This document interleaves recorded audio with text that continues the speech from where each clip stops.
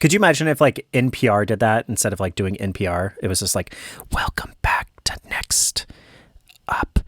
I'm your host, Dak. Sorry, my mouth is a little dry. Give me a second to drink some water.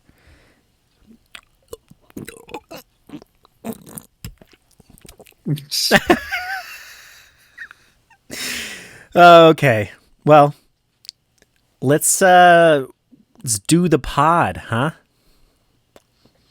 Yeah. Okay.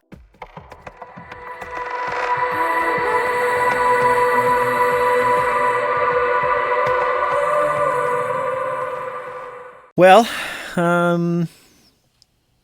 welcome to NerdPod, episode five. Five. Okay. Five. Yeah, episode 5. My name's How Dak. did we make so many of them? That is I'm Kyle. That's Kyle. And we're gonna be kind of all over the place this week. We don't There's have a lot to talk about. Yeah, there's just a shitload of talk about. A lot's happened in the gaming, sphere over the past like 2 weeks. Gaming and movie, honestly. Yeah.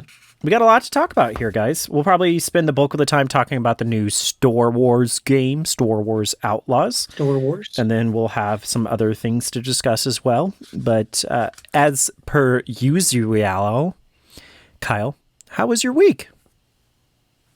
I had a good week. Oh. Yeah. I didn't have to work Monday through Wednesday. So just kind of got to stay home with the kids during their summer vacation. Yeah. And then started working again on Thursday. Okay. With those bunch of hooligans over there. Yeah. How was... Well, I heard how your Friday was. How was your Thursday? Thursday was fine. It was supposed to be, I think, a 9K load. And I would be very surprised if it was even 2K. So... Was it like... Yeah, I don't know what proper, happened or there. was it like a but, driver or like... Well, I guess we had... A couple of us had packed it already. And they had a yard sale in between the packing and the load day. Oh. And, like, everything was in their garage, and that was smaller than a storage unit. Wow. So, yeah, I was like, oh, okay. Usually... But it was nice. Yeah, I mean, I don't know. It's been a while, I guess. I don't know. I can't remember how he sales. That's not the right term. I don't know how he sells those, but usually, at least, it's based on a minimum. So, I mean, the customer's the one who kind of screwed themselves in that, because I think most in that system are 5,000 pound minimums. So, I mean, they still had to pay for 5,000 regardless. I guess the driver the day before, I guess, was supposed to have a 10, and it ended up being a 17. So he was like super stressed on how he was going to make everything fit. Yeah. And I think we only ended up taking like 3 cubes in the whole trailer. Like oh wow. 300 cube or whatever. That's crazy. It was not a lot. It was not a lot. But yeah, Friday was something. Yeah. Like almost walked off of that one, and I think I told you that. Yeah. So what was the driver, just a douche? Also, everyone, sorry, we're talking a lot about mover lingo. Moving and storage. Yeah. So there's gonna be a lot of terms we're gonna use that you guys may not know. But go ahead. So what did the driver do? Yeah, so he showed up almost an hour late. Yep. And once we got everything kind of set up, he has one dolly, and it's like, "Where's yours?" Wow. Yeah. We don't have our own. We don't bring our own. We drive straight from, our places on those kind of jobs. Yeah. He's like, "Oh, that's something I've never heard of. That's ridiculous." And like, then just kind of is like, anytime we did anything, it's like, you're supposed to do this. Like, if you brought in something that's padded, you have to take off the pad and bring it out. Yeah, we know. Like, every little thing. Was this a 7.6? Well, was this a driver that is from the same company, or was it just like a United driver, or was it a other company completely? Oh, so it wasn't even like within the United system. No. Wow. But I guess it was the guy's last day, so we were like, "Why aren't you in a better mood?" But once we got the dollies out there, it settled down. But it was we were under the understanding it was a 9K unload. Oh, It was over 20K. But yeah, nice. got it done in 8 hours because the crew I'm with are beast. And they just got fed up with this shit, so they were like, "All right, we're gonna get this Yeah, done." well, even uh, the two of us that were there in the beginning, we tend to get along with everybody, Yeah, and even he was like, "Dude, let's go, jump my truck for me." yeah. It's and I was like, "Yeah," but I don't know. They wanted a good relationship with that company going forward, so we didn't leave and Oh, all that. I think I So know who you're talking about then. Yeah. yeah, Yep. There was like two or three of them that they would just ask us pretty much to bend over backwards all the time for them. So honestly, what I've discovered is that this whole industry is just horse trading back and forth. That's all it is. we were. I mean, after that initial like couple hours where it was, why the fuck are we here? It was fine. I mean, We got that's paid just me well, every single so day. That's me in normal life. I'm like, why the fuck am I here? What am I doing? I want to help that like the customer was super cool. Yeah, So I it was a good do. time. And then working with Jer Bear on Monday. I miss that guy. Yeah, I actually miss him a lot. yeah. I really do miss Jeremy. Jeremy, if you're listening, I highly doubt you are because you don't like how much we talk about Star Wars, but I I miss think you. he's listened to every single episode, Aw, even though we don't talk about the same stuff. Jer Bear. Thanks, buddy. Even with that, like I was heading to bed last night and I saw like a bunch of that, people on that crew Yeah. shared it. Like I was like, what? Aw, I didn't even. I was like, I'm gonna cry. yeah. Like I didn't ask. I didn't know. Like everyone listened to it. Like I was like, oh my gosh, this is. It was super cool. Like Yeah.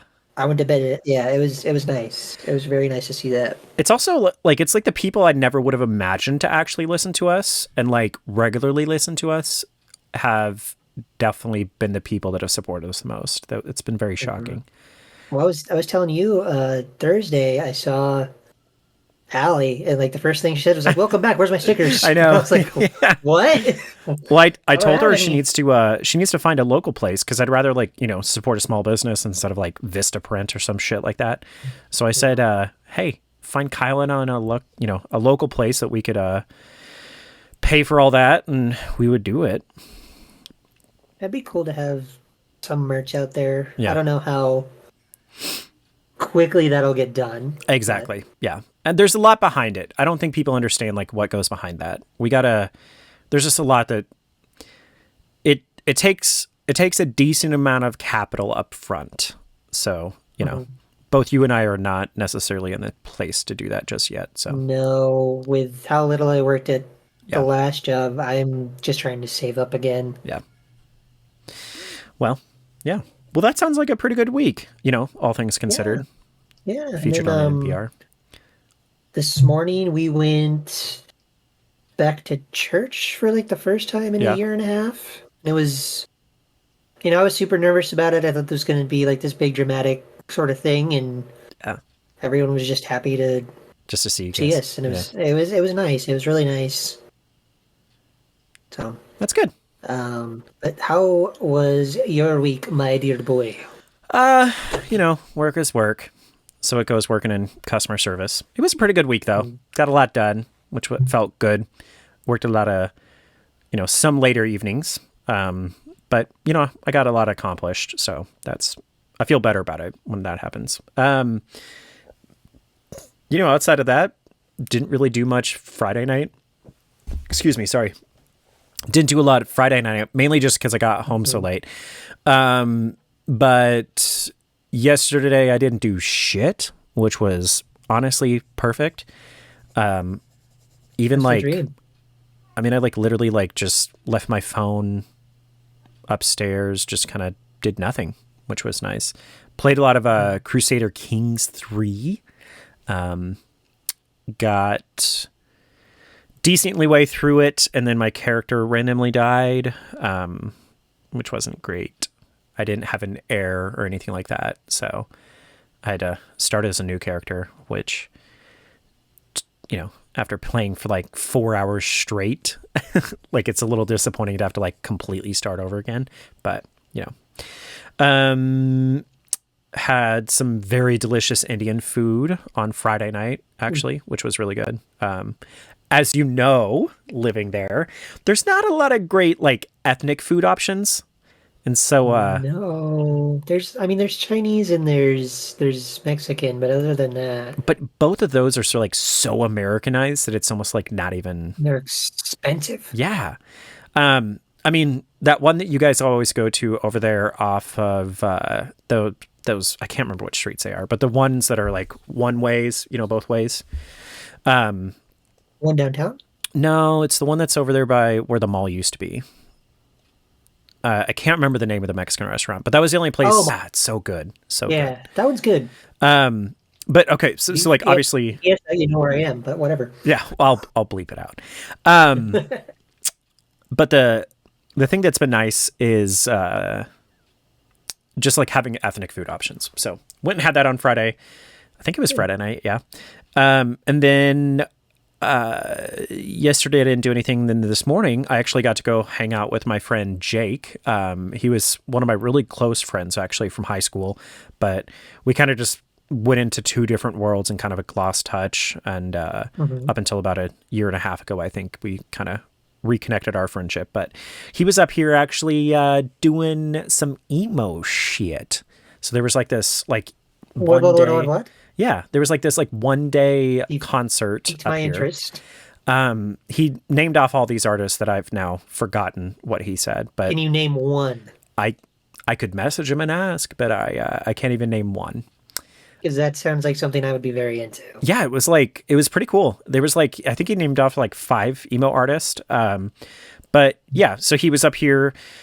Initially, we were supposed to do something tomorrow night or last night, sorry, but I actually ended up having to do a little bit of work yesterday. And so I was just like really pooped after that and didn't really want to do anything else. So I just kind of sat around and was a potato for the rest of the day.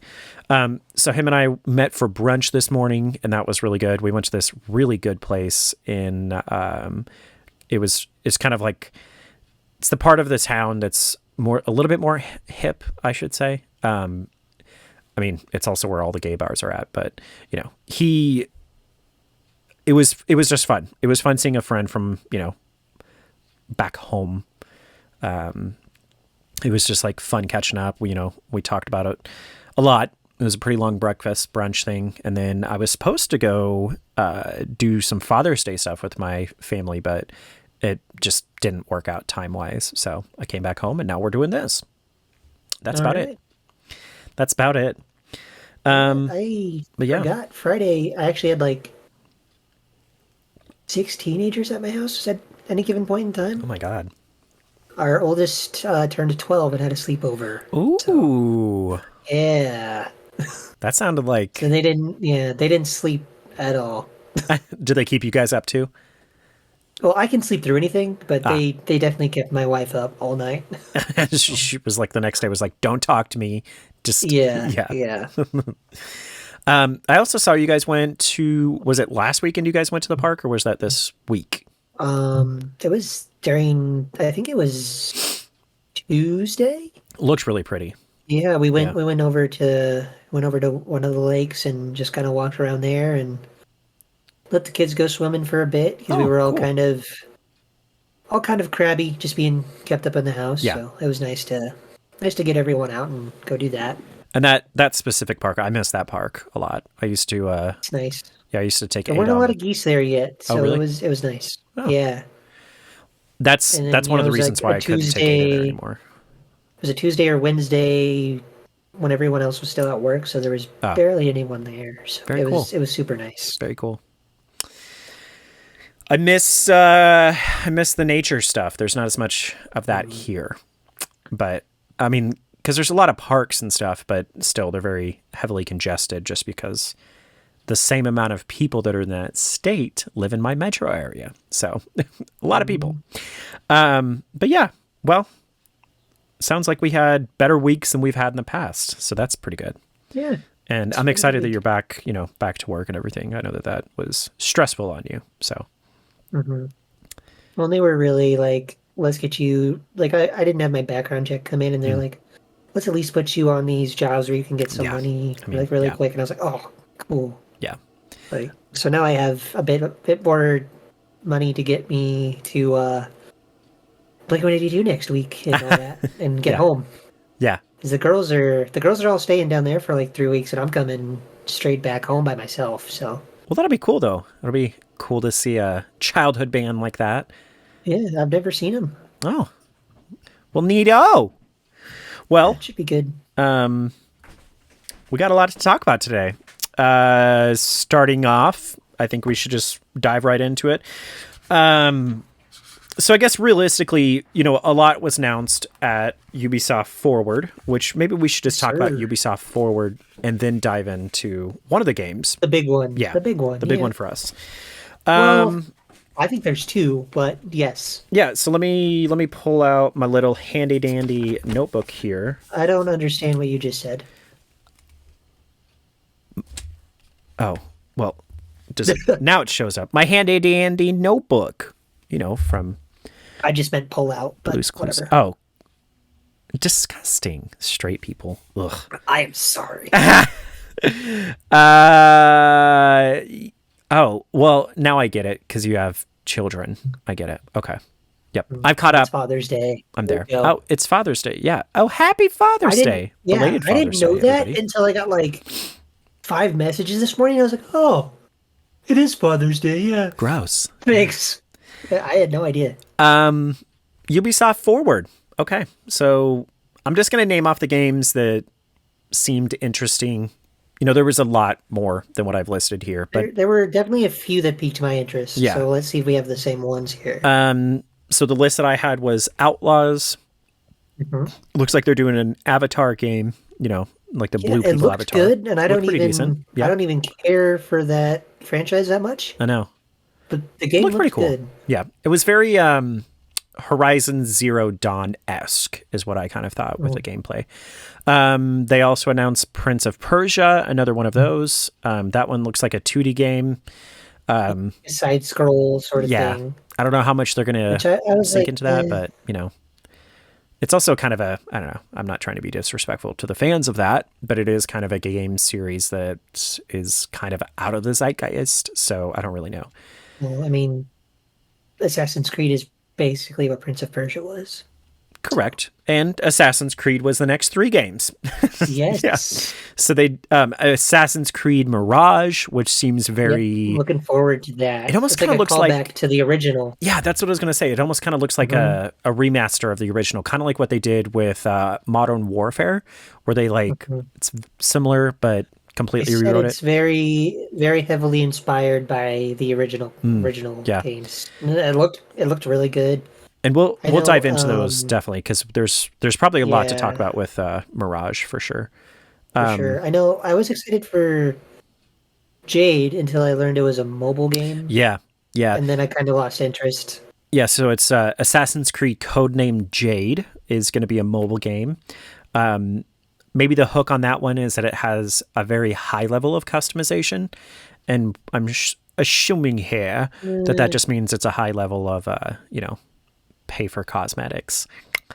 I don't really do games. Yeah, I mean, our phones are all at the point where it probably is a viable solution, but I don't really like the touchscreen. AC Nexus, that was the other one. It's a VR game, which is kind of interesting. I guess PlayStation just came out with their new VR headset, but I know Xbox doesn't really have a plan for it. So maybe Oculus will be the better route for that. I don't know. So yeah, AC Nexus, a VR game. The other one I saw was The Crew, which is, their direct competition, and I guess in a sense for Forza. So The Crew Motorfest, it's going to be probably very Horizon-esque. Forza Horizon is what I'm talking about there. I'm assuming they're probably going to try and capture that market since Forza announced that they're no longer going to be doing the Horizon series after the one that we're going to get next year, which is supposed to be based in Japan. So, I mean, I didn't really ever play like the other Forza games. I only played the Horizon games just because it was like an open world racing game, which was kind of cool. So I'll probably play that one. I've really only done like the NASCAR games. Yeah.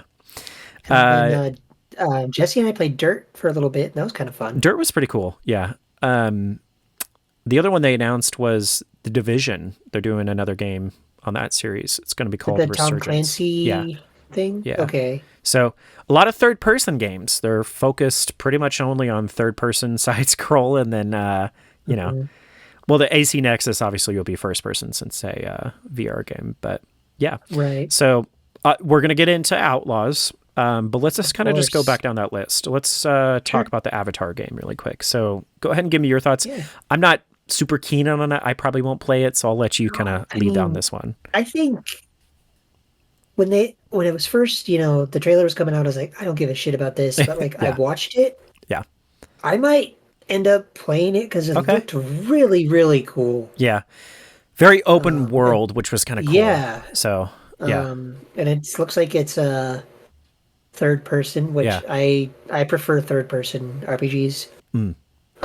But from what I gathered, you're kind of like the dude in the movie where you're coming from both worlds and then you choose to be Navi, I guess is what's going on there. But I don't know the main plot, but it looked really good to me. I don't know. Well, I mean, it seems like Disney is really investing in, the Avatar world, which... Yeah. But, I mean, they moved back all the sequels for it, so... Yeah.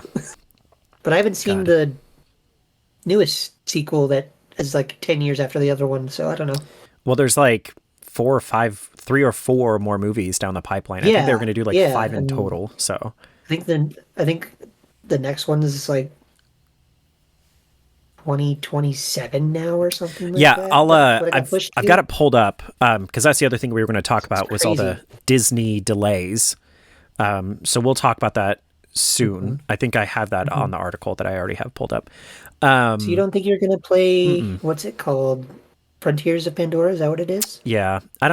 It just doesn't interest me. Honestly, like when it comes to like... I will play it unless you know how it is. Yeah. It looks good to me. I mean, like, as far as sci-fi goes, that whole world, that whole like universe they created just wasn't interesting to me. So I don't, there's nothing against it. I mean, it has a lot of really great like social points behind the story of like, colonialism and exploitation of resources and exploitation of people, of course. But I just didn't get into it. So I just don't know that I'm invested enough into paying what's going to probably be like $80. I'm just a sucker for open world games, so they got me hook, line, sinker. I think the game will do a good job of like trying to get a new generation of people into it because I don't know. The first movie also relied so heavily on CGI, and although it was gorgeous and beautiful and they took like forever to fucking even render the movie. I know it took them like months just to render the movie out of like all the post-production. But,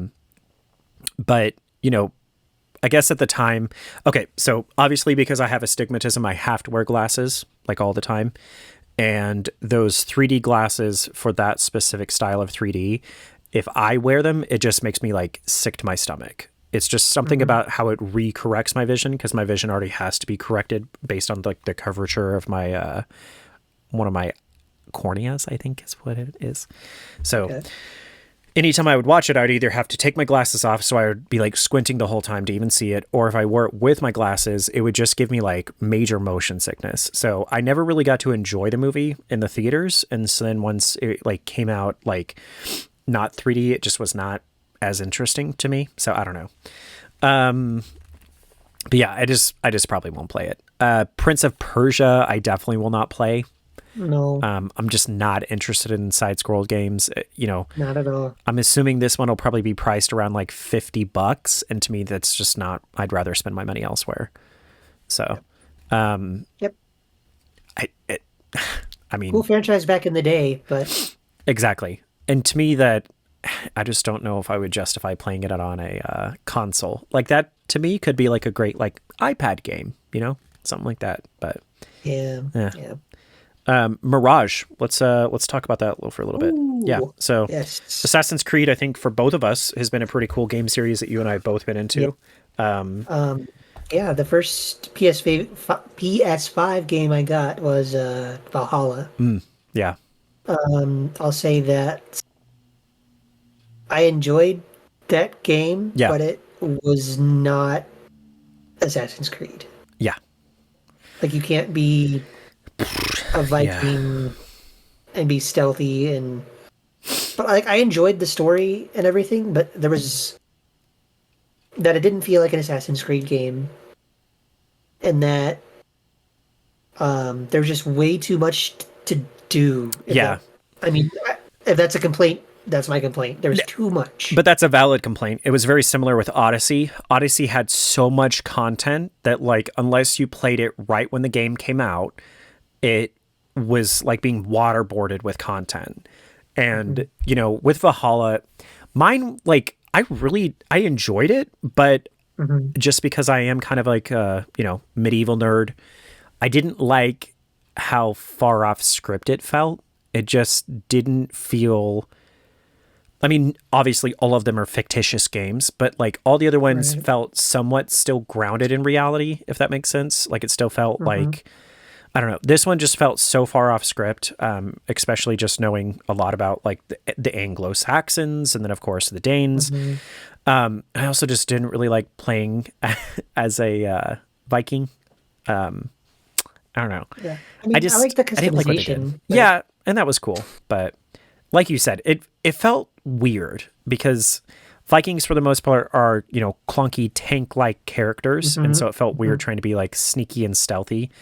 But you know, I kind of liked it for what it was worth. You know, I felt like it was cool to see just like a, you know, different universe and or not universe, but a different era. yeah. And that's the biggest reason why I keep going and playing all of them is just because it's cool playing the different eras. Even though it was a not well received game, I think maybe just from my memories of playing it at the time, I really enjoyed the Revolution based one. What was it? It was I did too. which one was that called? I don't know why I'm blanking on the name now. See, this is the problem. Is that the one where you're the Native American? So I liked that one. That one was number 3. I actually liked the French Okay, I like Revolution that one. Oh, was that Syndicate? No, Syndicate came after Or was Unity. it Unity. Unity? Yeah. Okay, yeah, I didn't play that one. It was really bad when it first came out. I mean, I think the only reason why I played it like that was because I had just gotten a PlayStation 4 like just when it came out. And so it was just fun. I mean, I remember it being very glitchy and it was definitely one of those rushed games. But I just loved the French Revolution. It also was the first time that you could like individually customize your armor instead of it just being like, okay, now you have to One wear this base set. thing, Now you have to wear yeah. that set. Yeah. Yep. And then it was also cool just having like, you know, compatriots, shall we call them, comrades that you could like, you know, get in. So yeah, so Mirage, you know, it's back to basics, I think is what they kept saying Yeah. inside of Ubisoft Forward. And even a lot of the videos that came out, it was just like back to basics. So it'll be really cool having a much better remastered first one because the remaster version of the first one was not great, in my opinion. So having like a really kind of like new story, it's just going to be cool. It's what I liked with what they did with Modern Warfare, how like they didn't just remaster it, have us, you know, do all the same stuff and have us all the same characters. It'll be cool being set in the same era with a little bit more intensity. And then of course now, since our restrictions have been a little bit laid back when it came to like censorship ratings and stuff, it'll be cool to see what they can do with like a little bit more realistic graphics when it comes to like blood dismemberment, stuff like that. But I'm excited for it. Yeah. I think Ubisoft, from what we've seen with all these games on this list, Ubisoft has really done a good job with third person gameplay. Yeah. And so that's what I'm kind of excited that some of them just felt clunky. You know what I mean? Like a lot of the Assassin's Creed games that have come out that have been obviously third person, anytime they introduce anytime they I just hit my mic. Anytime they introduce new mechanics, it just feels clunky. It just doesn't feel as natural. Right. But yeah, you're right. especially with Valhalla, like it did feel like the mechanics of the game felt really polished. And so I'm excited that that's going to carry into the I next think one. overall For sure. it was a good game. If they can carry over Yeah. stuff from that to this kind of reboot, not a reboot sort of Yeah. thing, I think it's going to be a great game. And I Yeah. think the map should be pretty big. Pretty expansive. I think it's going to go into more than just Jerusalem. I definitely think that we're going to, in a sense, be able to travel to the other areas as well.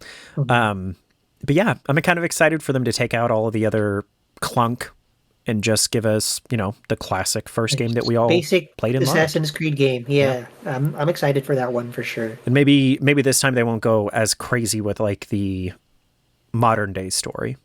I don't know. Sometimes lately the like air quotes here modern day, gameplay has been a little bit all over the place. I mean, I get that like it's supposed to be that like, Abstergo is supposed to have like all these different technologies to try and break into the past, but some of them have just felt like I don't know. It just feels like all over the place. So it'll be interesting to see what they do with like the modern day version of it. Like if they're just going to completely wipe the slate and just like go straight to the back where it's, the animes just exist. Or if they're going to do like they've kind of done with some in the most recent times of it's like, oh, this is a video game, or, oh, we're a video game developer. I don't know. It's just weird. So it'll be interesting.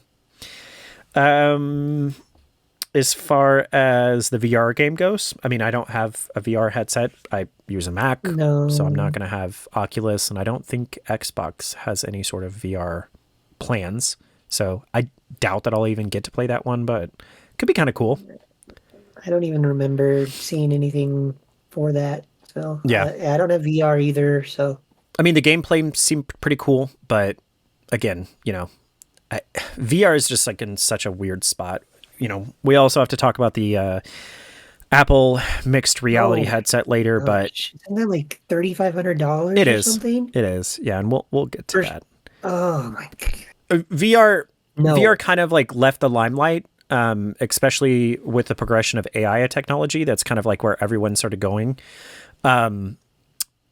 Which, I don't know. I think it's interesting, right? Because one of the biggest reasons why Meta, which used to be called Facebook, the biggest reason why they did the rebranding was just to try and shed away the Facebook only branding, since they sold, all of our data and helped cause a really contentious, 2020 election. We're not going to get into that. That's a big reason why they rebranded, but a larger other reason is because they are trying to sink a lot of money into their VR company, which is Oculus.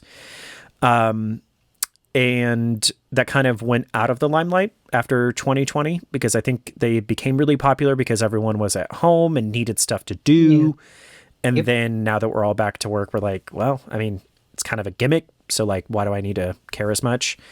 So I don't know. It's just going to be interesting to see like where VR goes because in a sense that is going to kind of be the next realm of gaming because I think all of us really enjoy like a very immersive experience when it comes to gaming. I have a friend who has an Oculus and has like a really beefy PC. So I did actually get to play Star Wars Squadrons in VR, which is where the game feels better. And it was almost like, this sounds weird, but it was almost an emotional experience, just because, I mean, shit, you and I are big Star Wars nerds, obviously. So growing up, I've always wanted to be able to fly an X-Wing or fly a TIE fighter. And the fact that you were actually able to do that in a very immersive way where like just everything looking around you, all the sounds and everything, it was just really cool.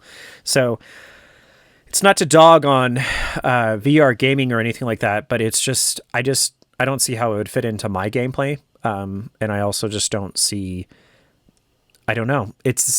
I know that that's where games are going, but I'm just not interested right now. Maybe it's super cool and we're just old and behind the times. I don't know. It could be. But I mean, like, you have to have a beefy ass like fucking computer. Stuff, so. Yeah. Like, so I don't know. You'd have to have a beefy computer or even the next gen consoles still struggle a little bit. So I don't know. Maybe down the road. Maybe down the road when I don't know. technology will progress I towards think more AR affordable. is cooler than VR, but that's just me. Yeah. I like the changing of your surrounding a lot more. Mhm. The Crew Motorfest. I know you're not really into racing games or anything like that. You know, to be honest with you, I really wasn't either I until mean, Horizon 4. But it's. I might play it. I might not. yeah, We'll see when we get there. I have no idea. it's been such a long it's been such a long time since we've had a crew game that I just don't know. I don't know how I feel about it. I mean, I played the first one that came out and it just didn't meet the needs that I had. Granted, it's hard to compete against titles like Gran Turismo, since that's literally been out since the first PlayStation. It's hard to compete Hmm. against things like Forza, just because those are really established titles. And so, as far as like gameplay, graphics, physics, everything like that, those studios just have it down pat because they have like, you know, either 15 or 20 years of experience behind it, if not more. Hmm. Like in Gran Turismo, that's like what, like almost 30 years of experience in developing the game. Yeah. So it's hard to compete against those. But I didn't really like, I haven't really liked a lot of the, just Forza games, whatever else. But I really liked the Horizon series. Horizon 4 got me really into it just because it was cool having an open world, driving game. And I'm excited for Horizon 5, 6 when it goes to Japan. But yeah, this based on the gameplay that I saw, I'll probably pick this up and I'll probably play it. But shit, I mean, all of these are expected to come out in 2023 to 2024. So Yeah. you and Very, I have very a soon. lot of gaming to do for the next Yeah. year. It's like, I don't know if I can afford this shit. Shit, I know. Uh, Well, even but yeah. a game we'll talk about later. I was thinking about actually buying another console. I was thinking about getting an Xbox for it. Oh, yeah. Oh, So yep. Starfield. couple of them. Yeah. A couple of them, yeah. The Division. I never really played those games, so I can't really speak to them very much. But Yeah, no. that's a really established title, and that's where Ubisoft did a really good job with third-person shooting, which will directly bleed into the next game that we're going to talk about. And we'll get into those other things once we get into Nerd Network news. Realistically, this is Nerd Network news, but this is gaming news. I don't know. But I feel like they learned a lot with Division, and of course they learned a lot with Assassin's Creed, which is going to give us a very cool game in Star Wars Outlaws. So for those of you guys who were able to watch last week's episode on YouTube, or at least listen, Kyle and I didn't even know that the game was coming out. So, I mean, I knew No about the clue. third-person Star Wars game for a while, but Yeah, we didn't they even were know it was making coming out one. until the day that we were recording, in the middle of us recording, or right before we Yeah, recorded. we took a break and then I was like, oh shit. Yeah. So yeah, Star Wars Outlaws. Assuming it's going to be based in the same era, a little bit before A New Hope, Oh, but they after announced Solo, where it's right? set. They announced where it's set. It's between Empire and Return. So it's in between that timeline there. Okay. It's in between episode 5 and 6. I just sneezed. Sorry, everybody. I saw, but I didn't hear. Yeah, so we watched the trailer live. We didn't really give our thoughts just because we were just like, oh, wow, that's neat. Ooh, wow, pretty new Star Wars. Woohoo! Yeah, so the trailer with the opening, did you notice that it has a lot of parallels? That space battle scene that we got has a lot of parallels with Rogue One, the space battle in Rogue One, right when they're trying to escape. Like the fact that the big Star Destroyer comes up while they're trying to leave, crashes right into a ship, I don't know. It was just very interesting. So I don't know what space battle that's technically supposed to be, but it was very cool. Liked how seamless it looked from Yeah. you're blasting people to going through this world to starting your ship and then you're immediately in Yeah. a battle in space within like maybe a minute and a half. Very cool. Very cool. Like, whoa, okay. I think also we saw Han Solo and Carbonite So I don't know how that's all going to play into Oh, it. I didn't see that. Yeah, so it's like the second he scene. would be in Carbonite at that point. Yeah. So I think they're going to do, obviously, since this is all based around the syndicates, I think our main enemy is probably going to be Crimson Dawn, and then we have to deal with the other syndicates as well. With that, is Darth Maul in this? I think Darth Maul He would be the have leader already of the been Crimson Dawn. dead at that point, though, right? Oh, you're right. Because he died in Rebels before. Yeah, he dies before. Yeah. Damn it, you're right. But what's her fucking name? See, this is okay. This is the problem. Every single time that you and I start recording, it's like we both just become brain dead to like names of people and stuff, even if we're like really nerdy about it. Like how we were struggling to name people off for like Rebels, even though that's like my favorite animated series. I just fucking finished it 3 days before. I know, yeah. Same thing with like Andor. Fucking love Andor, and I could not even think of the like characters' names at the time. But I still don't remember the big beefy guy's name. Big Beefy. It is Brasso. He's a good-looking dude. Brasso. Brasso? Yep, Brasso is his name. Because I had to look it up after that episode. What's her name from Solo, the female antagonist? She would... Kira? Yep. I think she would probably be the one that's in charge of Crimson Dawn at that point, because the fake leader died, and she became the new fake leader. So I'm assuming that that's going to play into it in some capacity. And then I think there's a canon comic book that kind of has her in there as well. So I think she is like the leader of Crimson Dawn. But she's a lot older, but yeah, she could be still doing that. Yeah. So then kind of continuing through that. So obviously we got introduced to a new character. Instead of having a droid, we're going to have a animal companion, which is going to be cool. Yep. But actually what was kind of interesting is one of the things she says after the bar fight scene. She says, I've been held back my whole life. So we're probably going to get a very good, like scrappy character. And I'm assuming that's how the syndicates are going to play into it, is that she, much like what happened in Solo, much like what happened in Fallen Order, the main character is going to be like escaping from the syndicate. And then of course that never works out for anybody. We also got to see 2 new characters as well. Jalen, which I don't know if we know a lot about who he is. But then we know a lot about any of them. Yeah. I need to go back on Twitter eventually and see what the reference was, but somebody was saying that it was a character that we saw in comics, some other character that apparently went by Jalen. Say it could be like a older Kyle Katarn. That's his it. Name changed? That's the one. That right there. Ding ding ding ding ding. Kyle Katarn. I don't know anything about that character, but I mean, there's no reason it could not be. Yeah, sure, but I think it's honestly just a brand new character. Yeah, a very Wild Wished kind of vibe.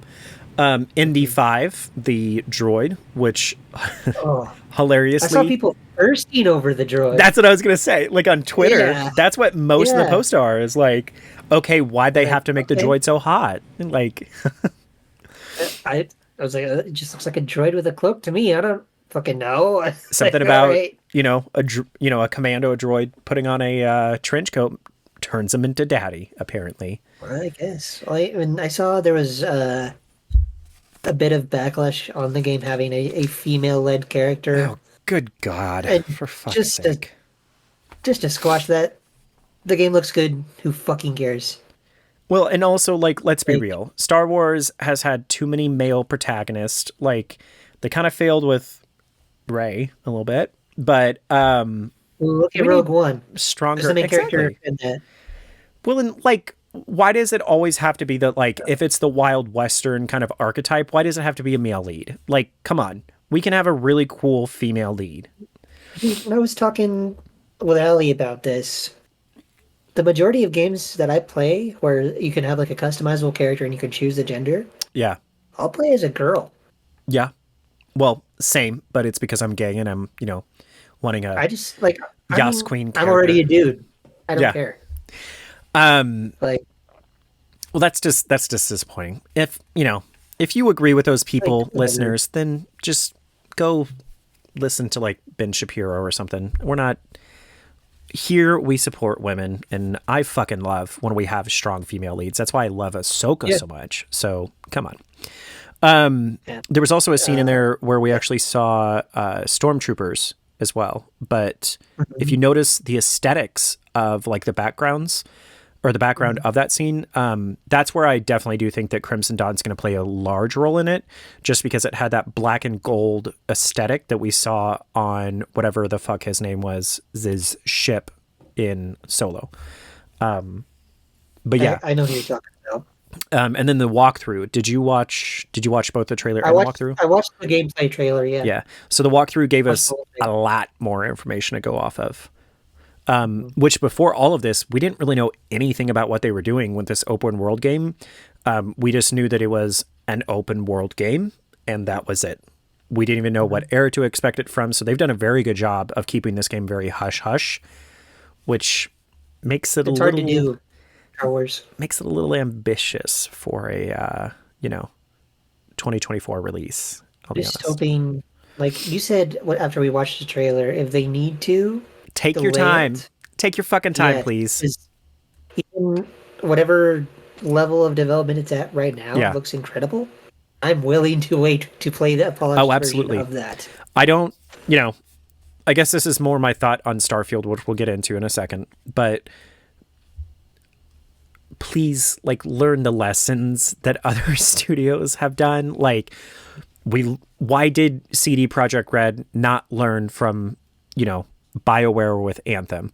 Why did all these other, third-person RPG-based games not learn the lesson from freaking No Man's Sky? So please just leave this game to develop. I'm still mad about No Man's Sky. I know. So the walkthrough actually gave us a little bit more information to base what we can expect out of the game. So the expectations that we know. We can expect to have a instead of having a droid like what we have in a lot of the other Star Wars games, we are going to have a little animal. An animal. Mm-hmm. That's going to be our companion. Nix, that's the name, right? What'd you say? The name of it is Nix? I think so. I think that's correct. Okay. A little name, I guess. I think we can also expect a nice crossover between Assassin's Creed stealth mechanics and just generic mechanics with the Division's gun gameplay. It looked very similar between the two of those, so I think we can expect that.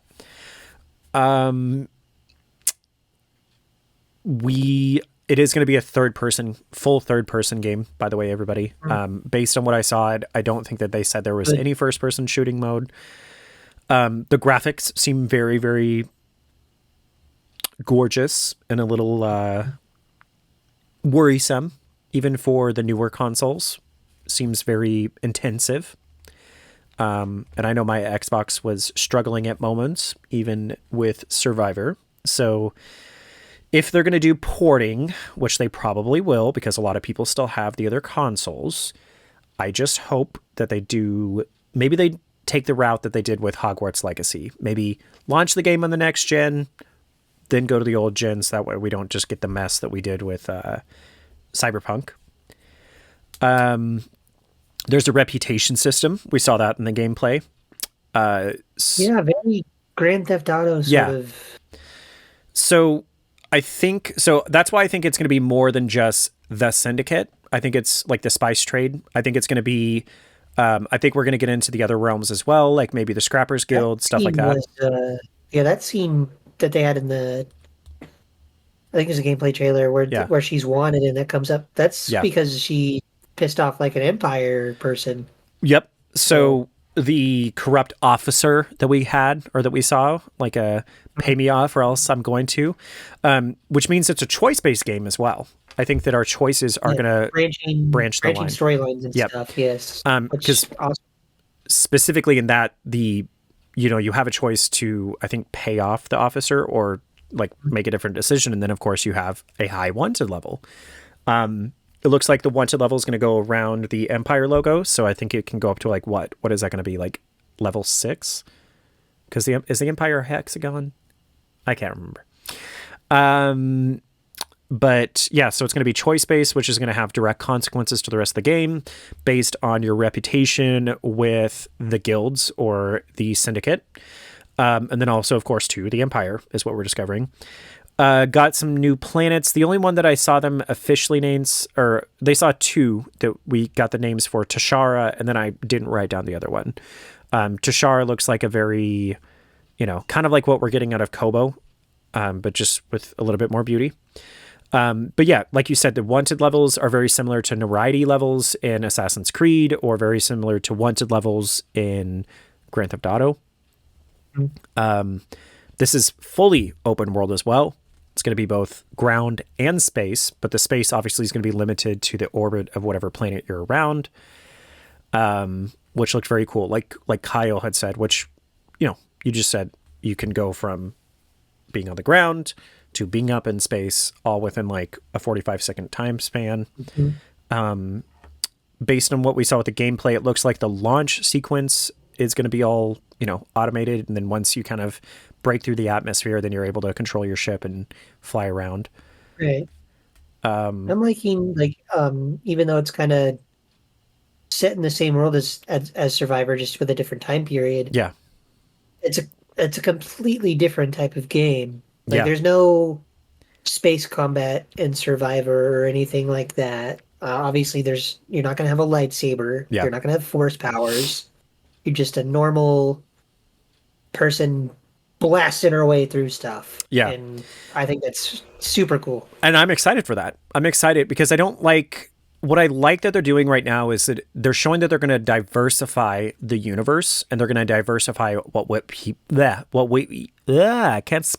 play. There we go. I think that's one of my chief complaints about Battlefront, is that the newest ones that they did just felt one-noted, and after a while it just became boring. But with this being a full RPG, and with this being a very immersive game, I have very high hopes, and I'm pretty sure that that's going to, replace my daily gameplay. Now that Destiny's kind of ending, that's probably going to be the game that I'm going to be playing pretty frequently, obviously. And you know me, I'm going to sink. It takes a lot of time to play. Oh yeah, and no matter what it costs, I'm going to be spending every penny of that because I will always do it. I don't normally go all out with the collector's edition, but I definitely want to see. I'm going to with this one for sure. What they do, because I kind of feel like I missed out on Survivor. If I would have known they had a lightsaber that came with it, I would be like, okay, yes. Yeah. But I definitely will on this, especially since I'm now firmly establishing myself in the Star Wars nerd category. I'm gonna be doing that because I'm already looking at buying a lightsaber. Anyways, the music, that was the other thing. The music seemed very, very, very cool. Who's scoring that? I would have to look it up. Yeah. I would hope that was not just some trailer music. We've had some games like Destiny, for example, has really dope ass trailer music that never makes its way into the the game. And it doesn't even have similar notes, but the fact that we had similar songs and similar specific melodies out of both the gameplay trailer and the reveal trailer, the teaser, makes me think that is going to kind of be the central theme. And just like any other Star Wars creation, we just know it's going to have really great music. So it has to. But I think that they're going to do very similar music as to what they did with Survivor, where it's very grandiose and also very simplistic. And then also the music is going to probably change based on what actions we're currently doing. It did seem like in the gameplay trailer that when you had the notoriety level kind of ping onto you, then it changed the music. So I'm assuming it's going to be very immersive in that capacity as well. But yeah. They say when or just 2024? Nope. Unknown date 2024, which cool. That's what they did with initially that's what they did with the launch schedule release of the Destiny expansions, and that worked out well for them, because if you don't tell anybody specific dates, nobody can get specifically frustrated whenever it's not at that date. Sure. Which, again, the people that get mad about that, shut up. We want a polished game. So if this needs to push into 2025, let it push into 2025. That's when we thought we were going to get it anyways.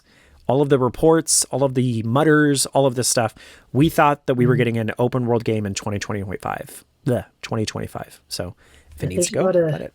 A lot of good games coming out. I Yeah. don't know what the hell we're gonna God, do. we got a lot of games to talk about over the next year. Hmm. Moving on, Starfield, which Yeah, is that that's Xbox not you. exclusive? It is. Okay, so Yeah. is it going to be Xbox and Yep. PC exclusive or just Xbox? Xbox and PC. Okay, Xbox and PC. so Yep. sorry, buddy. Should have bought an Yeah. Xbox. No. But that's like I think I might have sent it to you. I know I sent it over to Jeremy, but it was like a whole 30-minute thing where they're Yeah. going through the majority of what you can do in the game, and I was like, Oh, friend, okay, it was I longer than that. It was 52 minutes. really I Yeah, watched the whole thing. yeah. And I was just like, oh wow. What I wrote down So is that it's. I wrote down, this is what we should have got out of No Man's Sky. That's what I wrote down whenever I was watching the trailer. they had me years ago when they were like, it's Skyrim in space, Yeah, and then Bethesda sold to Microsoft, and I was like, fuck. yeah. 20. So, guys, this game has been 25 years in development, and either just simplistically trying to sell the story or proper development. This game has been in development for a very long time. Again, as compared to what we had with No Man's Sky, where they're like, yeah, we're developing this really ambitious game. It's going to come out on the new consoles whenever the new consoles launch. And then what we got was dog shit. So I said, because it is launching on September 6th of 2023, Mhm. I said that that seems very quick and that that is very ambitious of them. Makes me a little nervous because based on what we saw out of the gameplay trailers and everything else, this is a very, very, very expansive game. Huge. And that just seems really quick. I mean, there's really not been a lot of news about what we were going to expect with Starfield.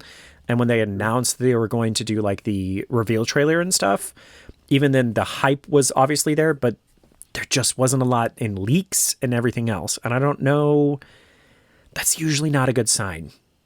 It usually mean that the game's been very rushed. I mean, I'm pretty optimistic Yeah. about it, but I'm also not going to have an Xbox when it comes out. So I'll probably buy it. I'll probably buy it. I'm Yeah. sure I'll hear all about it. I mean, But I think what I'll I'm going definitely to end still up buy the doing game. is I'll probably end up waiting until Fable's out if it's Yeah. not too far off, and then get Fable and Starfield at the same time. It looks very gorgeous. It's a very gorgeous Oh, it looking looks game. incredible. I would pre-order that if I had an Xbox already. Like, Yeah. It's just ambitious. It's a very ambitious game. I have a lot of high hopes for it. I just hope we don't get disappointed. I'll probably buy it when it comes out. Unless it has like a really cool package. Personally, I probably will not buy like the deluxe version like I do with other games. I think it had like a watch Okay. that you wear in the game, and then I think they had their own. I don't know if that comes with the collector's edition, but they had like their own custom Xbox controller. Okay. Yeah. But the watch is the same one your character would wear in the game, and like I'll that's save my money favorite for thing the is like next one. yeah, Yeah. I like to go in and customize and spend hours on that on Yeah. characters, so they can do that and then make your ship look however the hell Yep. you want, and I'm Yep. just like, okay, yeah, you definitely got me. It literally, I just can't say anything other than the No Man's Sky that we never got, or the No Yeah. Man's Sky that we didn't get in time before it fell out. Yeah, This, No I Man's guess. Sky is, now it's what it was supposed to be, but when it came out, it was so hyped and just fell flat. And like I said earlier, I'm still mad about it. I I know. spent $60 on a game that didn't work. I mean, I paid Very $600. much. Remember when they had those pre-order PlayStation 4s that were going to be like the No Man's Sky Special Edition? I pre-ordered that shit, and then the game didn't even come out whenever I got the pre-ordered, console. So I had a console that looked cool, but didn't even have a game that went along with it yet. Anyways, so yeah, Starfield looks really cool. Looks really cool. I am Don't pull excited for No it. Man's Sky, but Yeah, yeah. Space Skyrim sold me on it. Bethesda's a pretty established, studio, and I don't feel like Bethesda's had too many flops recently. So I have pretty high expectations and pretty high hopes. Bethesda seems to do pretty well most of the time. Yeah. I don't really know what they do with Crunch anymore. I guess they haven't really came out with like a main title recently. So I don't know what Microsoft's going to do with that, but let's dive right into the Nerd Network news. Dun, dun, dun, dun, dun, dun, dun, dun, dun, dun. This week on Nerd Network. I know that we need to find one. That'd be cool. We're gonna work on that. We're gonna have it at some point. This week on Nerd Network news. Microsoft and Activision spa. So do you know much about what's going on with the Activision Microsoft drama? I did look into it, and from my understanding, Microsoft is trying to purchase Activision for billions of dollars, and the court 69 billion. Nice. Yeah.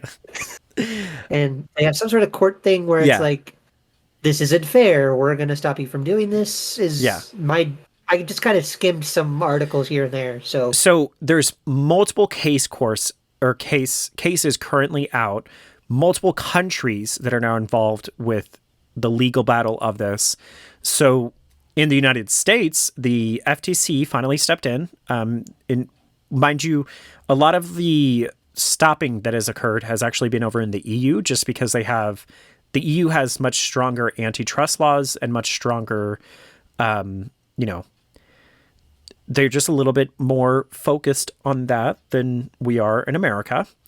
And so the FTC finally stepped in and said, no, there's a lot of harms to doing this merger.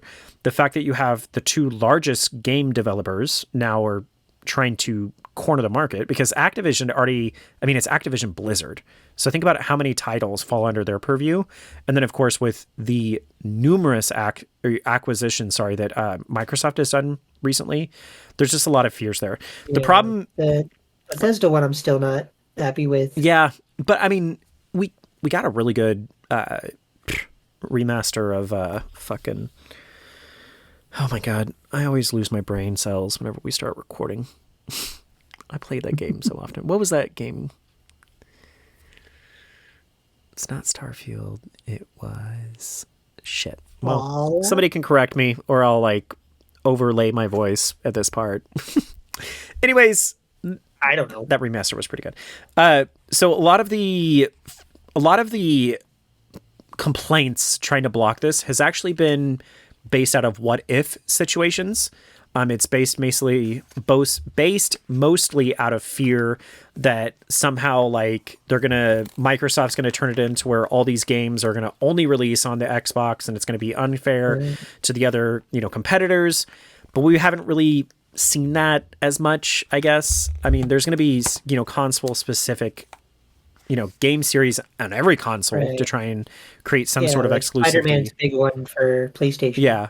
But even still, they MLB The Show, which has always been PlayStation exclusive, in the last couple of years they've gone and let it be on other consoles. Yep. So I just don't think that Xbox will kind of do the same thing. Yeah, there's going to be exclusives, but I don't think that exclusives are as much of a thing any longer.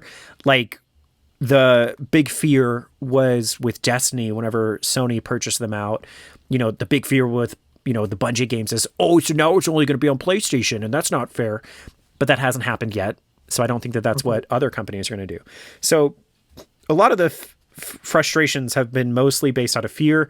And what's hilarious is, specifically in the EU, where this was held up in legal battles already, a lot of it was lobbying from the other console makers. So a lot of it was pretty much these other companies just sinking a lot of money into creating this fear that doesn't necessarily exist. However, the FTC stepped in and said, we don't really care about the other consoles. We're talking about just game development in general. They're now creating a conglomerate where the majority of video games that are developed are going to be developed under this one system, or not one system, but one company. And the FTC was saying less so much about the other consoles or console exclusives, like what they were making it about in the EU. And the FTC in this circumstance was just saying, we don't want this conglomerate to exist. And additionally, we don't want Microsoft to just have that much control, because Microsoft is now in so many industries. So it is temporarily blocked. I can't remember in what state and what court blocked it, but it's temporarily blocked while the FTC files their injunction. And if that injunction actually does go through and the judge does go with it, based on multiple sources that we've seen in multiple different articles, that would be the final blow, and Microsoft would probably just back out of the acquisition. They said at least that they're going to abandon the plans. Activision a bit of money after that too. They will, because they've started, I mean, part of the merger is that they've started like stop development of a few games until that potentially goes through. So there's a lot of implications in that. So, you know, I don't really have a specific political view when it comes to the game. I'm not a big fan of monopolies. I'm not a big fan. You know, I personally prefer being able to support the guys on the ground like that. So, you know, I don't know. This one's kind of like a weird gray area for me because I don't want, you know, I don't know. I don't want necessarily like huge conglomerations, but at the same time, I know that like when there's a lot of money behind development, we get really good games. And that's one of the larger reasons why Bungie sold out to Sony, is because they felt like having the experience and having the money behind what Sony Entertainment has, that they would be able to do a lot of stuff with the, you know, finish out the Destiny saga the way they want to. And then of course, what we're seeing with, you know, not Anthem, Marathon is going to be really cool too. So I don't know. But yeah, I wrote down that it's temporarily blocked and then it's $69 billion. And then I wrote nice next to that. So that's just, even from an economic standpoint, that's huge. I mean, think about that. Mm-hmm. That's such a large acquisition. In the European Union, that's one of the things that they're kind of complaining about. They're kind of like, well, you guys are just making money off of this. So that's the only real reason why even Blizzard Activision wants to do it. Like the court cases that were existing there, they were trying to have them like, you know, argue for why it should go through, and they couldn't give really solid reasons. So I don't know. So that's that drama, but we'll see, because that actually does have some pretty big implications to the gaming community. So we'll see where that goes, and we'll continue to try and update our listeners on that. What else happened? Disney announced Disney and Marvel and Star Wars and a bunch of that. For our viewers, I'm going to switch away from live screen. What up, blue hair? I'm going to switch away from live screen, and I'm going to go over to the articles themselves. Just because that was a lot to write down. Leave me here alone. I'm going to leave you with your own thoughts. Okay. So don't do that. Disney added a new Star Wars movie, which I think is going to be the Watiki or whatever his name is movie. Taika Waititi. There we go. You need a Star Wars movie? I didn't know about that. Well, yeah, he's doing a Star Wars movie, and that one's been kind of in development for a while. But they put some dates on there, and then of course we know that Dave Filoni's doing a full-ass movie. So I'm assuming, I don't know. Yeah, they put a Star Wars movie release date that a movie hasn't even been announced for it. They don't know what it is. Yeah. I was like, oh, okay. You're adding movies. So there's a lot in the overhaul, but the highlights one, that's what I'll go through. So we're getting a live action version of Moana, which is, I think, very cool. I disagree. I hope that we get actual Pacific Islander, you know, actors and actresses in it. And I know The Rock is in it. Okay. Well, I mean, he was in the other one, so I guess that does make sense. I kind of agree with you. It seems a little quick to me. Very soon. Yeah. Like most of them have had like 10 plus years of separation, but this came out. Little Mermaid just came out. Yeah. Hunchback of Notre Dame is coming out. Like I think that's the next one. Yeah, and the Little Mermaid was not great. Has Moana even been out for? It came out in 2016, 2017. One of those years. Yeah, it hasn't been a long time. No, and it's actually my favorite of like the princess space movies, to be honest with you. Well, I really liked Moana, and then the other one I really liked was God damn it! Now I can't even remember names whenever we start talking about this shit. But like, you're coming at it with a different perspective of not having little girls watch the same movie 10 times a day. So I despise those movies, but like, the songs are good. Hey, listen, I am all for them bringing in, you know, any sort of peoples of color kind of based princesses. Absolutely. And so that's why I liked, you know, Moana brought in, Pacific Islanders, which for too long have not had any sort of mainstream acknowledgement outside of just being like surfer bros who just call everyone brah. So, Yeah. I like that they did that. The other one that they announced was Deadpool 3. That's been moved from November 8th launch to a May of 2024 launch. Or sorry, moved from...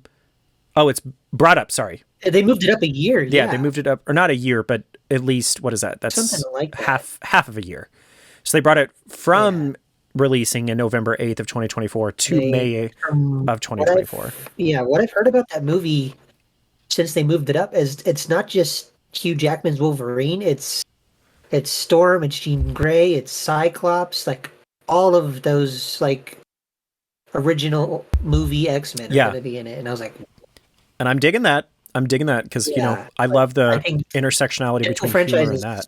So damn good. I love Ryan Reynolds. So the untitled Star Wars movie is going to be debuting in 2026 now. What do you think that is? I think that one is the Watiki movie, and we don't know anything about what to expect out of that one. I think that one's the one that's pushed out. Movie for sure. Well, because it wouldn't make sense for them to do the Ahsoka series and then push a movie out 2 years later. You know what I mean? So I don't think that one's the Dave Filoni one. I think the Dave Filoni one has stayed in 2025, or at least I hope it did, just because we're going to have way too much separation, and they better not do a fucking single series run with the Ahsoka series if they're going to do that to us.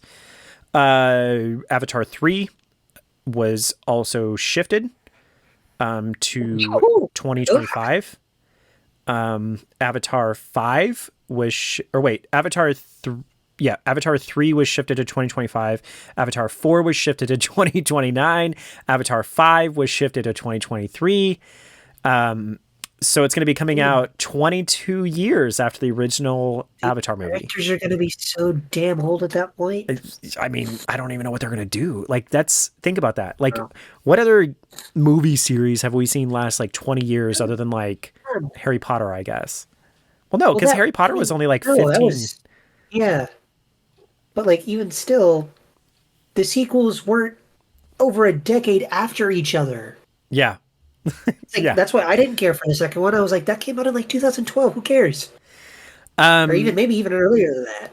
Oh, for sure. Well, okay. So Star Wars wise, so we're getting an edition of the movie. So I think, so the separate Star Wars movie has been pushed from 2025 to 2026.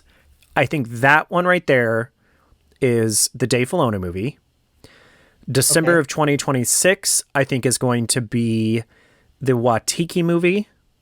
And then December of 2027, that's probably going to be the Rey movie. That's probably going to be the next one up. I'm kind of hoping it's the one with like the beginning of the Jedi. I hope that's the first one. I forgot about that one. Yeah, I think that's going to be really, really good. What did they announce at Celebration? At Celebration, they announced the Dave Filoni movie. They announced that they were going to do... Was Acolytes going to be a series? I think Acolytes, the Sith base, was going to be a series. Okay. A series. And then we had the new Rey movie. And then we also had... What else did we have? We were also going to have, like you said, the High Republic movie. So that's 4, and there's only 3 on this list. So I don't really know yet. Yeah. Maybe this was just their, like, theater release movies. Maybe one of those is going to be like digital release. I don't know. I actually didn't even know that Disney owned the rights to the Alien movies, but they do. They do? Yeah. And so we're going to be getting the new Ridley. Well, it's going to be produced by Ridley Scott, but directed by Fede Alvarez, the new Alien movie. I don't really know if I've heard any mutterings about what this is going to be. I don't know if this is going to be similar to what they did with Prometheus, which was like the prequel to Aliens series. I don't know if they're going to do another dive down that here or down that storyline. I don't really know. It's going to be also interesting. I don't know if these are all related to the writer strikes. I don't think they are. That was my initial thought. But there's just a lot. I mean, the WGA strike is pretty intense, and I know with Deadpool, they're making the movie in spite of the writer's strike. Yeah, and that might have been why it was moved up. Which I'm not a big fan of. Yeah, Yeah, Do you know much about the it's drama not a good behind look. that? Like behind I the WGA strikes? I know I haven't looked too much into it other than I know it's happening. I So don't know too much. the biggest reason why the strike is occurring is because writers get paid such a small fraction of what the movie actually does, make. A lot of that movie Mhm. obviously goes back into the studio who fronted the money to make the movie in the first place. Obviously goes to the actors, directors, all the other stuff. But the writers themselves, out of everything behind musicals, behind, the shows that we watch on TV, Netflix, Hulu, the movies that we go to the studios and watch, those writers get paid such a very, very, very small fraction of that. And a lot of the writers who create this content actually only get paid a very small lump sum once they sell their script to the studio. And we're not talking like millions and millions of dollars. They're making like there was one writer, I can't remember what the specific show was. I don't think it was The Handmaid's Tale, but it was the person that adapted a book to series only got paid like $125,000. And then I think it was actually Amazon. Is that not a lot? 125,000 when these studios are making like millions of dollars off of it. Oh, No. okay. And so that's the biggest reason why, the writers are doing the strike in the first place, which, everybody, if you think about it, writers are the ones who create the content in the first place. They're the ones who create the world. They're the ones who create the characters. They're the ones who do all of that. And although the actors and the directors play a very active role in bringing that to the screen and bringing it to life, the writer's the one who create that whole universe in the first place. And so it is time that writers get paid a fair share out of the very large sum of money that they make. Maybe it doesn't feel as prevalent and or not prevalent, but maybe it doesn't feel as, important when it comes to things like the movies we watch, but specifically, the Tonys were very interesting. That played a very large role in the Tony Awards that we just had this year.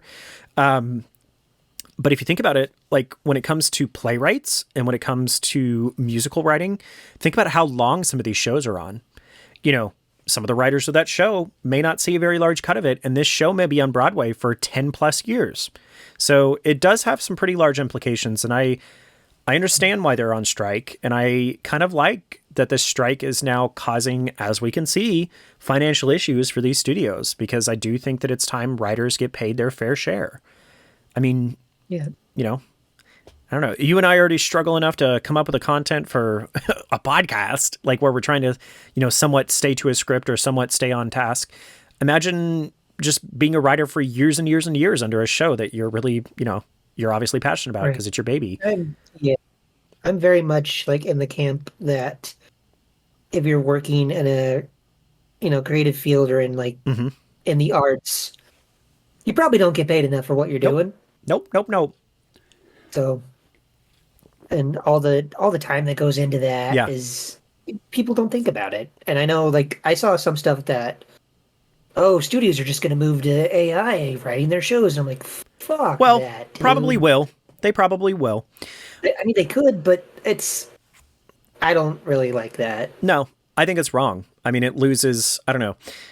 Just as a disclaimer, while we're on the subject of AI, Kyle and I will probably be utilizing some AI technology just to assist us in providing you guys a much better experience with what you're listening to. But we're not using AI to write us, a script, or we're not using AI No, to come up with no. topics to talk about. And it's a challenge. We're 5 episodes into this, and we're already kind of at the point where all right, what do we talk about next week? You know what I mean? And so it does take a lot of talent behind that, and it does take a lot of effort. And it's not something that Kyle and I just pull up our laptops, at the end of the day on a fucking Sunday and then just give you guys this podcast. It does take a lot of work in our tiny little podcast. So I can't imagine the work that it must Right. take And behind yeah, serious straight up, shows. I've been working on the podcast all week. Yeah. Yeah. Here, as much as I can, any off time, I am working on, our audiograms or just, Yeah. you know, um, all that stuff, constantly. It's not easy. And I know you're editing the audio and the video and all that too. And And that's not necessarily easy either, So oh, I know it takes a lot of effort behind this. And so I know that was kind of a long-winded tangent for everybody, but both Kyle and I are in the camp that writers, everyone deserves to get their fair share out of what they do, because being creative is not easy. And, people have really high expectations, and people just have very high opinions of everything. And it's hard. It's hard to do this work. It's hard to create a really cohesive story. When I saw one of the shows I'm excited for, Stranger Things, it got delayed to like 2027. Yeah. Because of this. And I was like, they're going to be like 30 by then. Yeah. What are they going to do with like the actors? I don't know. Which, it does cost a lot of money to develop stuff, which leads us into Andor. $250 million budget behind season 1 that we had. Which is that a lot? Is that a little? That is a lot. That is a lot for a show. That's more than some movies' budgets. That's more than some of the Marvel movies' budgets. They got that Disney money. So. They got that big Disney money, man.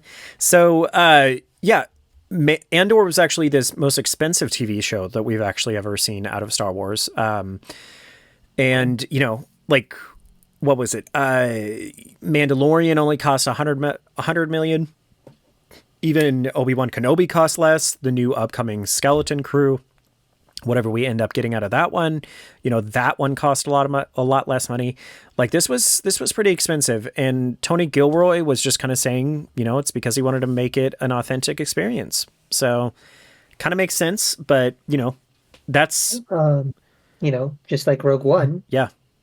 Andor seems to be quite a bit of people's favorite Star Wars series. So I'd say the money was well spent. Same Z's.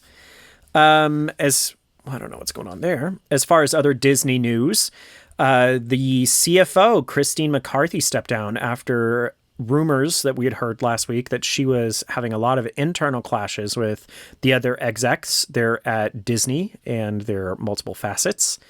Obviously, this also comes hot on the heels of the writer's strike as well, which I think probably plays a pretty significant role in that as well, since she's the one who controls the money for Disney. So that was kind of interesting as well. I didn't hear anything about that. It was a very abrupt exit. Yeah, it was very, very abrupt. She's been with Disney for 23 years. So that's a long time just to have like a very abrupt exit. But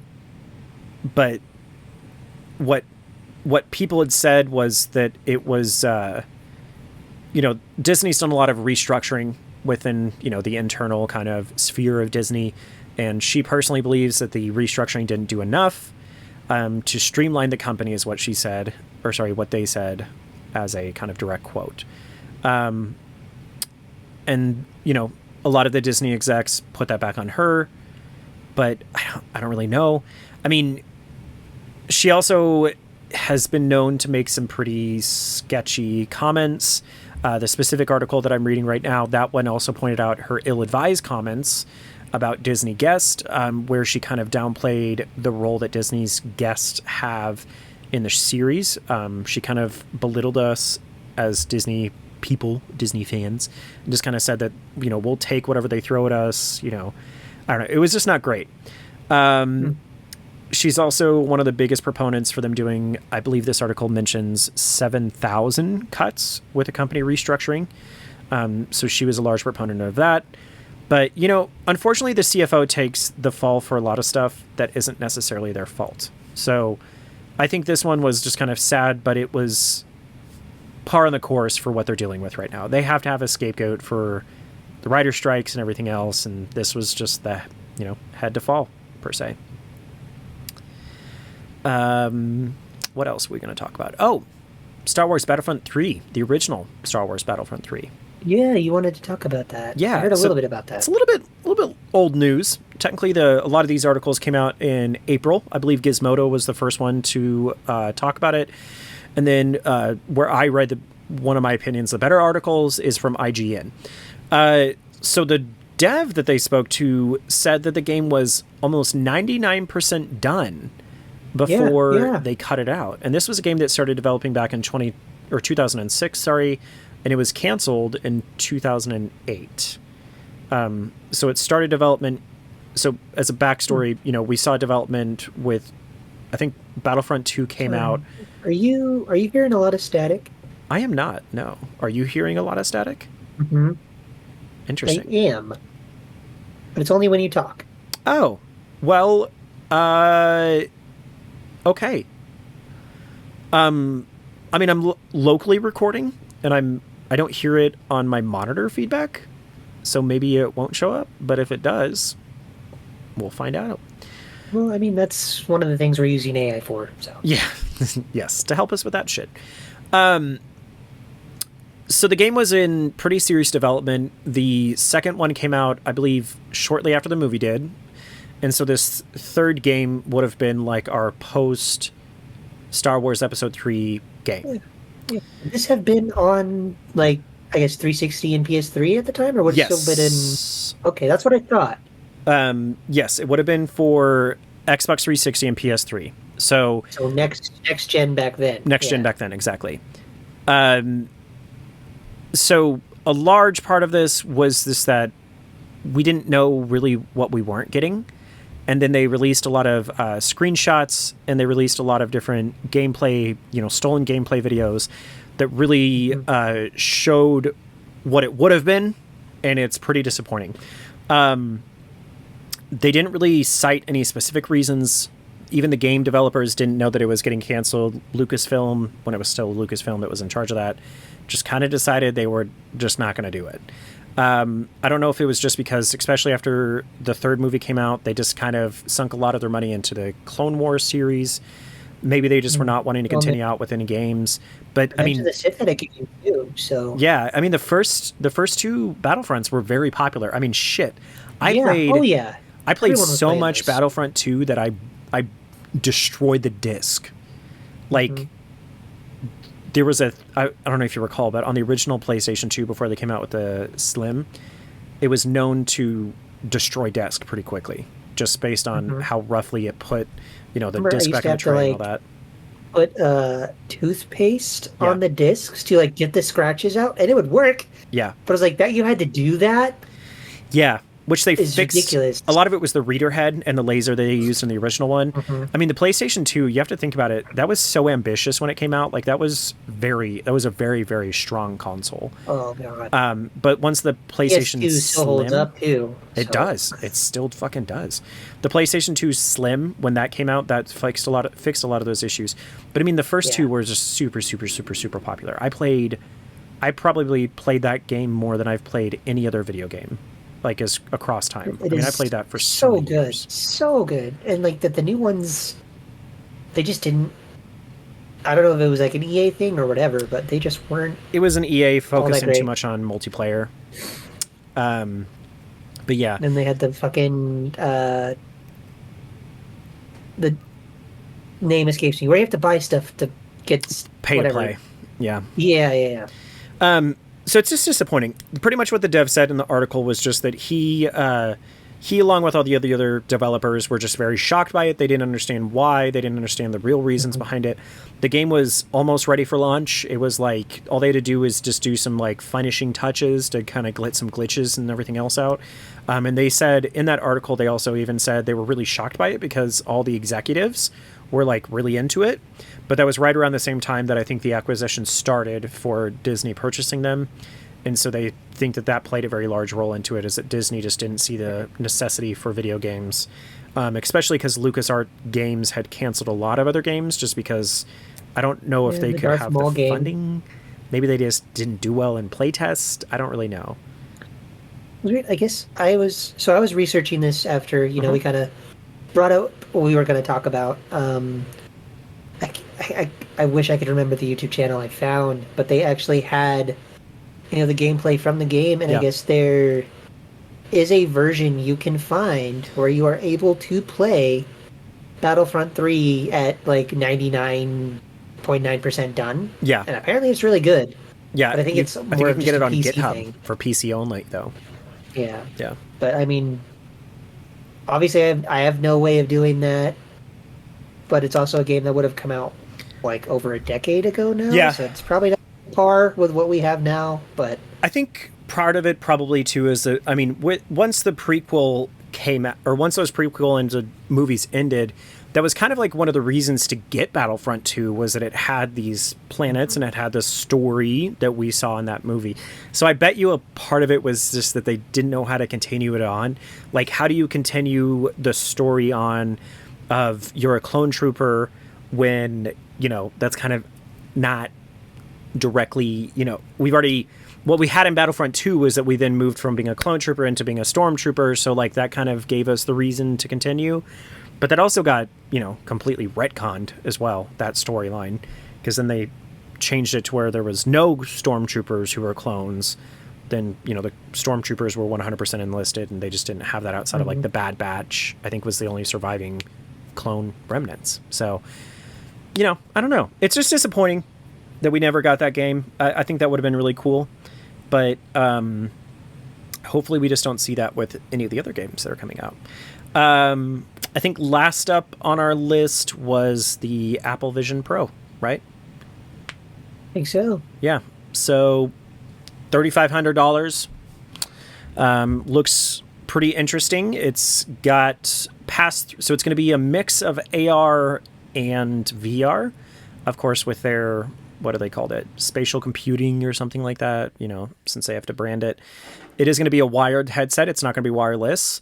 And from the reviews that I've saw with like MKBHD and some others, they all commented on how heavy the headset is.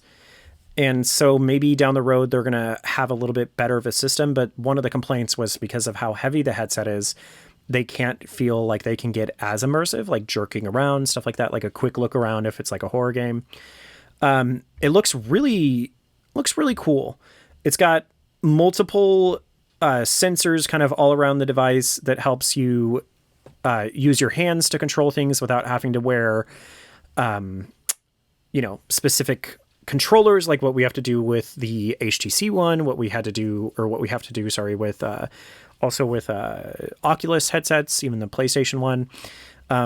So this one's going to be a lot more immersive. It also allows you to do pretty much everything that you do on your phone, everything that you do on a MacBook, just kind of, you know, visually out there. Looks like it's got some specific content as well. We're going to have, you know, specific, you know, experiences. I don't know how true that actually is going to be. One of the ones that they showed was Star Wars. I don't really know that these developers are really going to want to have to develop specific content for specific shows. Maybe it'll just be like once the episode comes out. But yeah, the whole thing is that it's going to do pass through to where it's going to be able to create a AR and VR experience, allows you to close yourself completely off from reality and get into the virtual reality.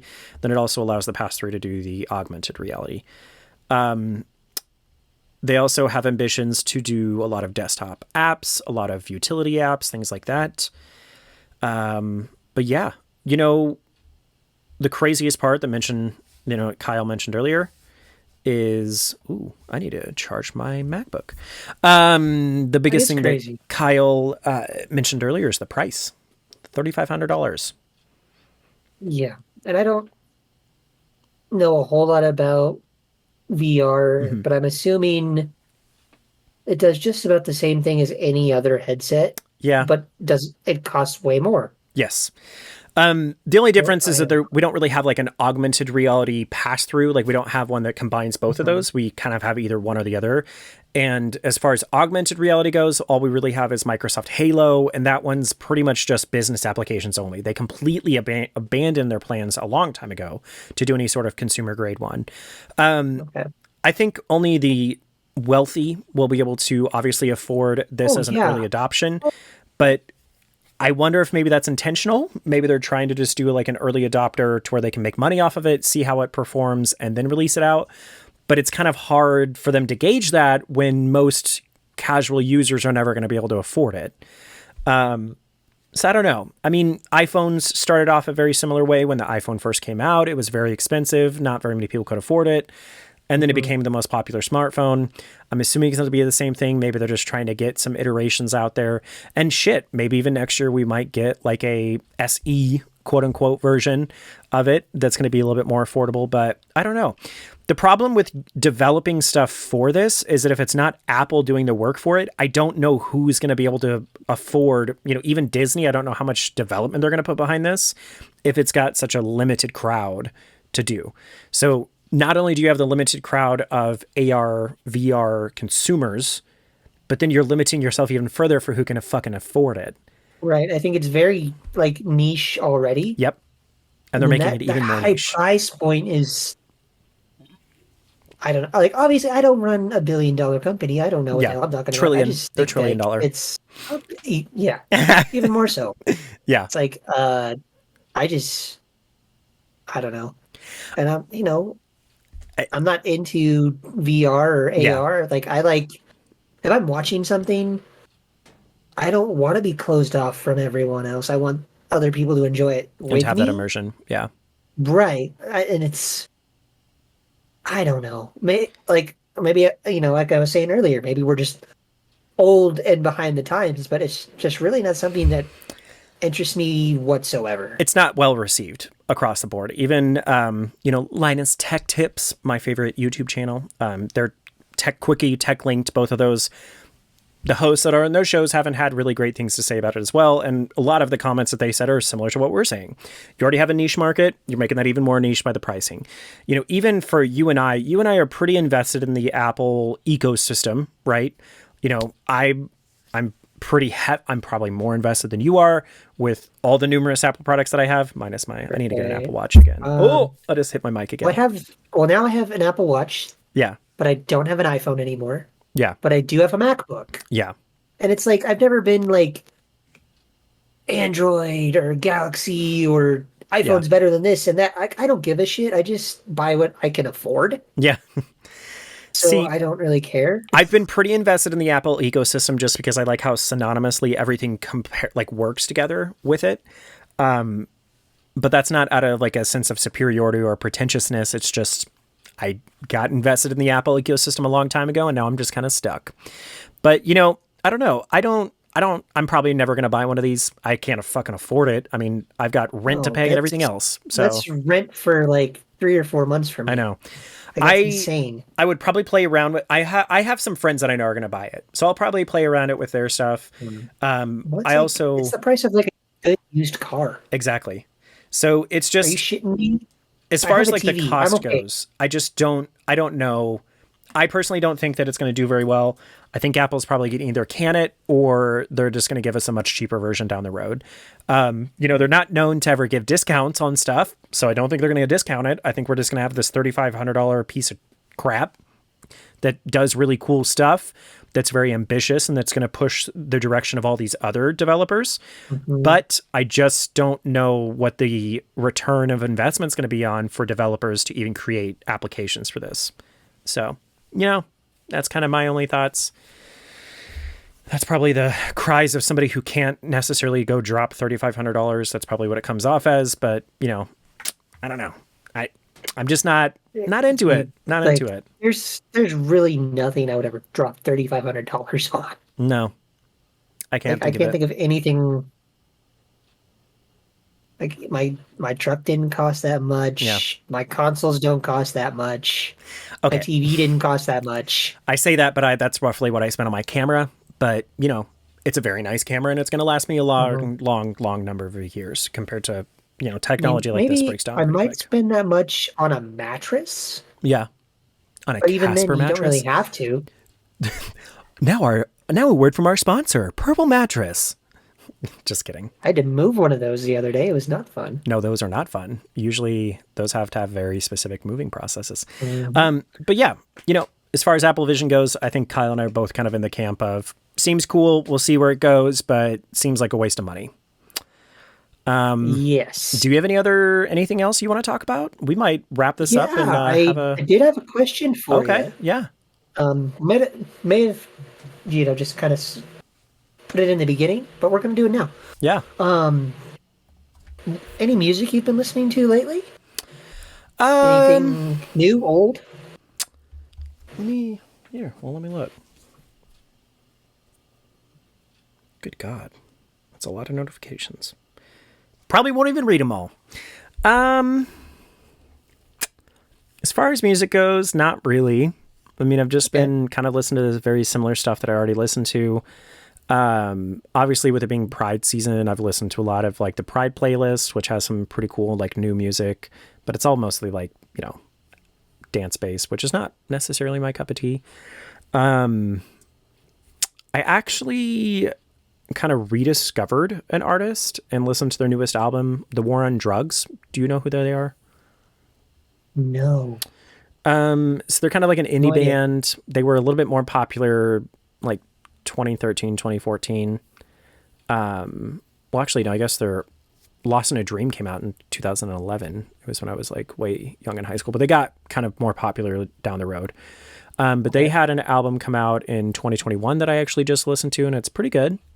But outside of that, I haven't really like listened to a lot of new artists. I've kind of stepped a little bit more into listening to like podcasts more recently. So I kind of go through like ebb and flow of that, where I'd listen to music really heavily and then I'll switch to podcasts, then I'll switch back to music. But yeah. What about you? You got some new stuff? Yeah, I got just some stuff I've been listening to heavily over the last week or so. There's a band. I feel like if they were gonna put out a new Tony Hawk Pro Skater game, this would be a band that's on that soundtrack. Mm. Very like skate punk, Oh, pop punk, yeah. like hardcore elements in there. They're called No Pressure, Okay. Cool. Cool. and I think they formed in 2020 as kind of like a super group Yeah. because they're all from different other existing bands already, but they've just kind of blown up. Hmm. But they're like, and I know I said like hardcore, but like it's just because the beats per minute are quick. Yeah. Like there's no screaming or anything. It's singing the whole time, but they're just really catchy, really good. Like something you'd kind of bump on like a summer like road trip. Yeah. I've been listening to them like crazy. Because the singer is also in The Story So Far, who's another pop punk band that I really like. Then I've been listening to this song. I guess it's going big on TikTok or something, but it's called Dylan's Dad. Okay. By I think it's Gina Fontanella is her name. If I'm pronouncing that wrong, I'm sorry. But it's basically like a more of a, like a modern day Stacy's mom, but for Okay. the dad. And I thought that was like super cool. Like I sings can about love like that. liking, Yeah. the dad's faded tats, and he sings in a cover band, and it's a really funny song, really catchy. Yeah. Um, so I'd say check that out. And then there's another band who like it's another pop punk band. They're called 408. Huh. And like I feel like my 15-year-old self would really like them because it's saying my girlfriend did this and this is how I presently feel. Is it like very I've angsty been kind of rock? I don't think it's very angsty. It's Yeah. more like it definitely reminds me of like old like Blink-182 stuff, like very much in that same vein. And I Yeah. believe they switch off between like three different singers, which is Oh. incredibly difficult to do. Yeah. But they're like very catchy. I know they're big on TikTok too. Very cool. But yeah, they had a song come out recently called I think it's Again, Again, Again. Huh. Yeah, Again, Again, Again. I'll have to listen to some of those. And it's very, very catchy, very good. It's very like the context of that song is the your girlfriend gets with the guy she tells you not to worry about. That's the whole yeah. I was like, yeah, 15-year-old me Would have loved it. like I like the band. I Yeah. like the band still, but that's not relevant to my life because I've been married for a million years now. So, but yeah, I was like, this is it. It's very catchy, very listenable. Well, Like, very cool. Yeah. Well, I none like of it that. has the screamy screams, so it's more not- accessible to It's not all the this normies. screams. Yeah. Well, there you go, guys. Listen to Kyle's recommendations. Yeah. Well, I feel like this is a pretty good stopping point, don't you? Sure. Yeah. Yeah. I don't think either of us know what to expect for next week's episode. We haven't had No, it's any. going to be a weird one. Yeah. We haven't had any We have confirmations to, really yet yeah, on either side. we have to record. Yeah, just to kind of put it out there, we have to record a little bit earlier because I am going down to Portland. So on a normal recording day, I will be Driving in a his different ass. city and won't have my laptop or anything Yeah. like that. Won't have a quiet space to do any of this. Yeah, that's the other aspect of it. So we're not sure what we're gonna do. We'll figure it out. I don't even know. We may do Destiny next week. We may not even do Destiny at all. I don't know. I don't know, man. Well, So I guess give us your recommendations because we have until the next Saturday to make a decision. So you can always email us at trustinthepod@gmail.com. Yep. Maybe we'll talk about whatever you send us to talk about. Why not? Why not?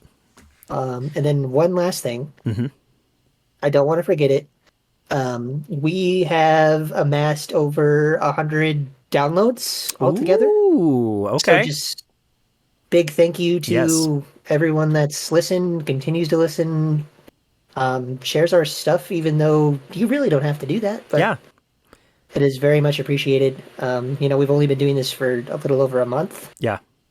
And that might not seem like a big number to other people, but we're just excited to have one or two people listen to this thing. So, I mean, like we talked about, like triple-digit downloads is insane to me. We didn't even think, we thought that maybe like 5-6 people was all we're going to get each week. But the fact that we've consistently broke those highest listener records each and every single week is awesome. And that's mainly just because you guys are amazing fans. But yeah, I mean, it's impressive. And, Kyle and I have both wanted to do this for a while. We're just lucky that we happen to work at the same place and talked about it. But neither of us really had high expectations with this. And the fact that we have done a good job and the fact that we have actually put out content that you guys actually enjoy is still such a shock to both of us. And even if only one person listened to our episode, we were still going to be happy. And so, thank you guys. And with that being said, thank you so much for hanging out with us for the past however long this episode has become. It's been good hanging out with you guys. We're glad you're our friends. And if you're new to the podcast, welcome. And thank you for stopping by. Kyle and I just had this format where we just want it to be us just hanging out with our friends and talking about this stuff we're nerdy about. In our typical ending, always remember, you are loved, cared for, we value you, and go out and make this an amazing week. And if nobody else tells you, we appreciate you, we love you, we care about you, and you matter. And with that, trust only in the pod. That's our thing. Ta-da! Yeah, that's probably what we'll put on stickers. But guys, thank you so much for joining us for episode 5 of N3rdPod. Bye, Kyle. Bye. Bye, buddy. Hope you find your dad. Oh, that's hurtful. I'm gonna go now. I couldn't. I hope. Bye, buddy. Oh fuck. Bye. All right. Bye.